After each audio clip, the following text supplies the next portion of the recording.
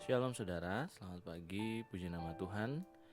Bersuka cita sekali pagi hari ini saya boleh bertemu lagi dengan saudara sekalian. Dan kita akan merenungkan firman Tuhan. Bersama saya Dr. Gerson, kita akan meninggalkan renungan dan kemudian kita akan berdoa. Hari ini saudara, hari Jumat tanggal 1 Oktober 2021. Kita akan membaca satu ayat firman Tuhan yang terambil dari Amsal 6 ayat 6 sampai 11, dan kita akan baca ayatnya yang ke-6. Hai pemalas, pergilah kepada semut, perhatikanlah lakunya dan jadilah bijak. Hari ini renungan kita adalah jangan malas. Saudaraku, di dalam suatu jurnal ilmiah, Lancet mengeluarkan laporan urutan negara-negara dengan penduduk paling malas di dunia. Hasil tersebut diperoleh dengan melakukan studi besar di dunia, dan hasilnya berasal dari lebih dari 122 negara. Secara mengejutkan, saudaraku, Inggris dan Jepang termasuk dalam 20 besar negara dengan penduduk paling malas di dunia. Ya, negara Inggris atau yang biasa disebut negara Big Ben memiliki 63,3% warganya yang tidak aktif, dan disusul Jepang dengan 60,2%. Saudaraku, malas ini bisa berarti kita berdiam diri, tidak melakukan aktivitas fisik. Orang yang malas tidak mau bekerja dan mengerjakan suatu, ia enggan dan tidak suka bekerja.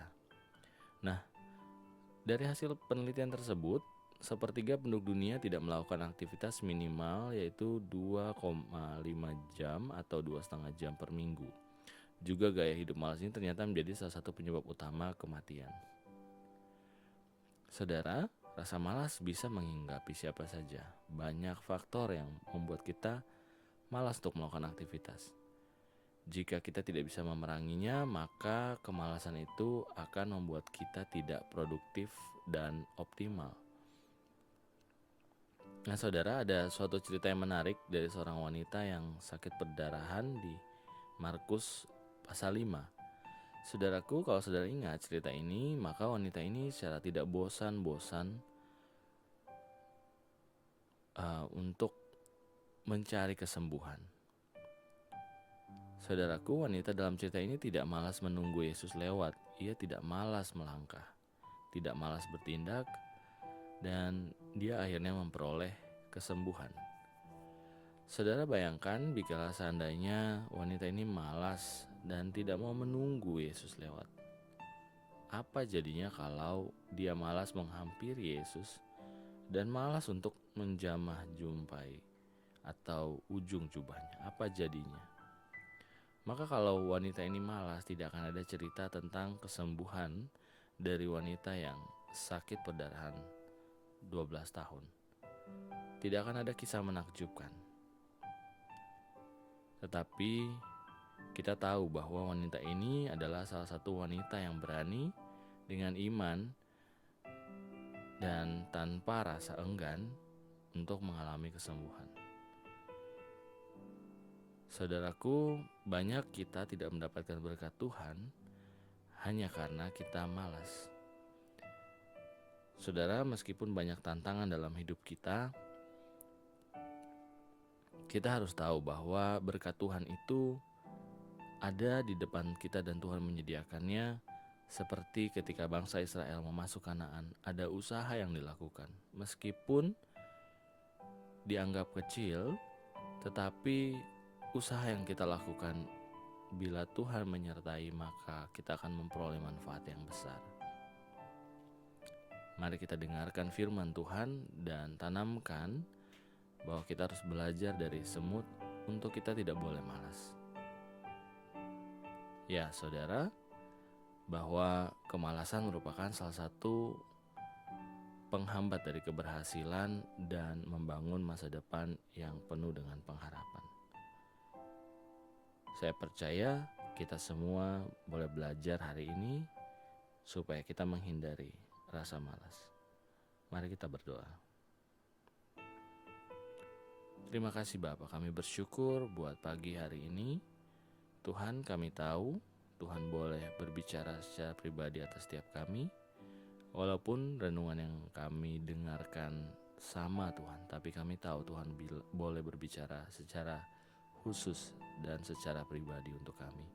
Bapa, pagi hari ini kami belajar tentang rasa malas, dan biarlah Tuhan Engkau jauhkan itu Tuhan dari kehidupan kami. Biar kami rajin Tuhan, biar kami rajin membaca firman-Mu, merenungkan firman-Mu, berdoa, bekerja, memuliakan Tuhan, dan berbuah Tuhan. Biarlah rasa malas itu tidak ada di dalam kehidupan kami Tuhan. Kami berdoa biarlah Tuhan boleh memberkati setiap kami, dan kami boleh belajar Tuhan untuk kami tidak mengikuti bila ada rasa malas yang mulai Tuhan timbul dalam hati dan pikiran kami. Terima kasih Bapa, terima kasih Tuhan. Kami serahkan hati di dalam tangan-Mu. Biarlah segala usaha rencana kami yang sesuai dengan kehendak-Mu Tuhan buat berhasil. Kami juga berdoa untuk orang-orang yang kami kasihi Tuhan, orang-orang yang mencintai kami, bahkan orang-orang yang membenci kami berdoa memberkati mereka di dalam nama Tuhan Yesus. Terima kasih Bapa, terima kasih Tuhan. Kami akan melangkah hari ini dan percaya bahwa Tuhan menyediakan berkat-berkat bagi setiap kami Tuhan. Terima kasih Bapa. Di dalam nama Tuhan Yesus kami sudah berdoa dan mengucap syukur. Haleluya. Amin.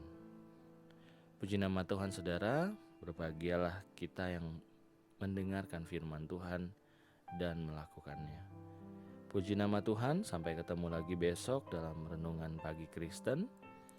Dan saya percaya hari ini Tuhan menyediakan berkat yang luar biasa. Haleluya. Amin.